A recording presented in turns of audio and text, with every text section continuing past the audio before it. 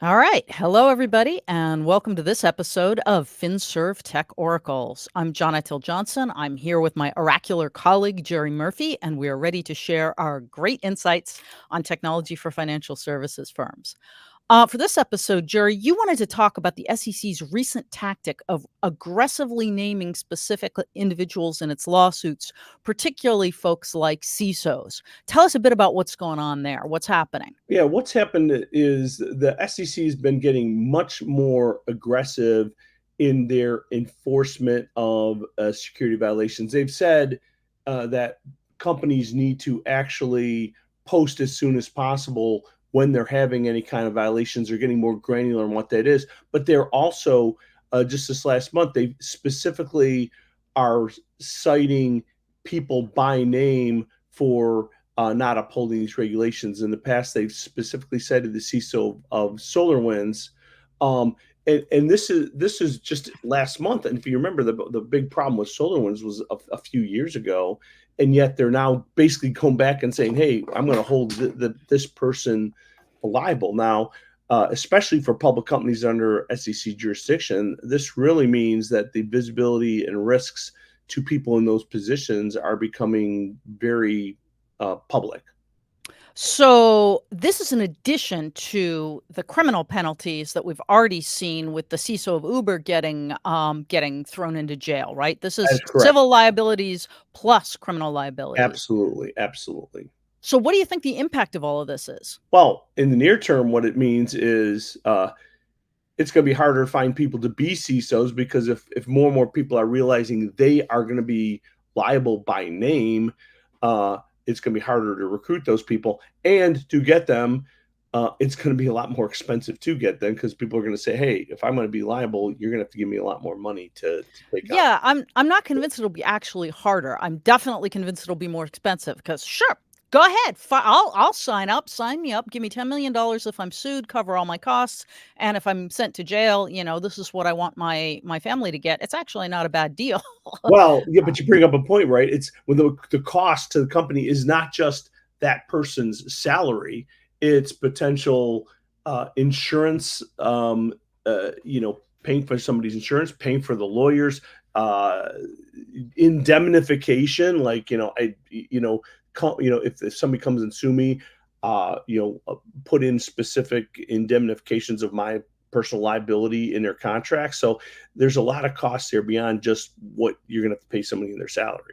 Oh, absolutely, absolutely. So above and beyond the cost, and we've talked about whether it is or isn't a good idea for the CISO. Do you think this is a good idea for the SEC to be doing? Well, if you want to enforce something, if you want to make people better, you would think, um, if somebody knows that they're going to be held directly accountable, it might make them perform better because the concept is, well, only if you know I'm going to be sued, I'm going to take the right action. So on one hand, you go, I can kind of understand where they're coming from, and my only response to that is our history as a country, in the sense that large companies, when somebody sees there's a liability there, it seems like people spend more time working the way around loopholes and indemnifications than they do actually saying, "Oh, I'm going to do a My job. better job at it because people are really looking down."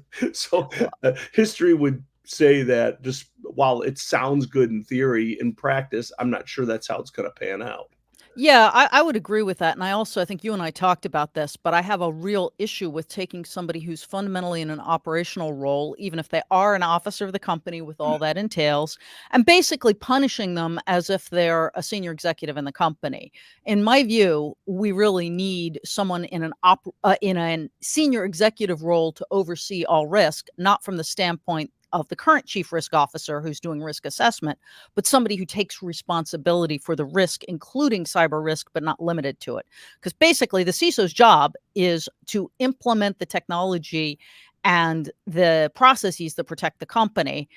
And pretty much nobody else at that level of operational focus is liable at the same level that the SEC is talking about. So that's kind of to my mind, that's a mistake, and that has to do with how Hey, companies are organized. you may want to actually create something like a chief risk mitigation officer. I mean, think about Yeah. it. The risk officer, their job is really not mitigating risk, but it's identifying and presenting as accurately as possible what your risk is. And it's still up to leadership and the board to say, what am I going to do about that risk? But of course, they're not going to, they're still going to sub out to somebody. And if you look at your chief information security officer, their job is kind of to mitigate risk, but really IT risk, not necessarily all risk. But companies clearly have a lot more risk than just Yeah. IT risk.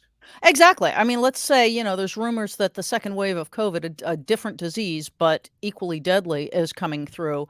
That what is it you called it? Chief risk implementation Mitigation. mitigation officer. Their job should be to make sure that nobody at the company dies and they don't infect any of their customers or whatever, which has nothing to do with cybersecurity, but should be done. So yeah, I agree. This action really exposes a gap in most corporate structures, because the chief risk officer is somebody who observes and analyzes, but not somebody who takes action. But And um yeah, I was actually just thinking, think about like doctors, right? If our husband or loved one is sick or ill, you want the doctor to do everything they can to cure them. Now, it always becomes question: is the doctor tried really hard and the person died anyhow? Is do you want the doctor not to try to save you because he might get sued because he tried? So I almost or think, or even stop practicing in your area because yeah, the liability costs have gone up too much. Yeah, I think this is a dangerous path to be traveling down. But kind of coming back to the main question, because we always try to give folks practical guidance. What do you think people should do? CISOs and potential future CISOs. What should they do? well, the first thing they should do is have, when they're negotiating their current role, have language in your contract, if you can, that indemnifies you.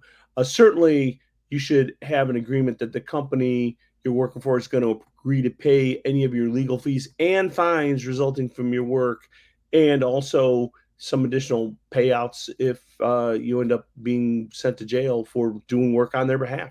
Exactly, I agree. So basically, the message to CISOs is your risk your risk environment has changed. You need to change your actions accordingly. So that's it, everybody. Thanks for watching. Please remember you can register for the entire series online. Also note that Jerry has written a wonderful piece on the full life cycle of a CISO, and actually talked about some of these things in there. So go look for that. And please tune in next week at 0900 for the next episode of FinServ Tech Oracles, right before the market opens. There we Thanks, everybody.